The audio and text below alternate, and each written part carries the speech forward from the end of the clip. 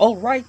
So, good evening everyone. So, welcome back for another video. So, welcome back to our channel, Discarte Diaries. So, sa mga gustong mag-VA dira, no? So, natay mga dapat nga timan-an ay mo mag-decide na mag-VA. First is niche or skill sets na imong ika-offer sa imong client, future client. Second is backup. So for example, generator, power supply, um, pocket Wi-Fi, and any kind of backup.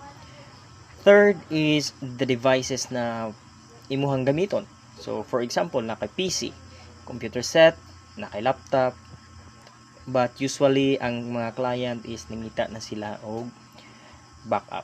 So if nakakaroon sa corporate job or nagtrabaho ka sa kumpanya, then gusto ka nga mag virtual assistant, dapat imo ni nga ibutang daan sa imong hunahuna ay ka mag virtual assistant.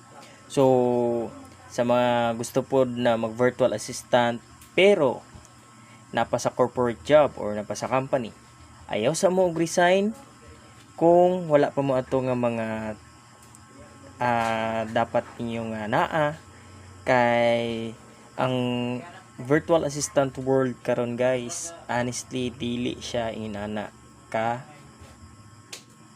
dali applyan. Real talk na siya.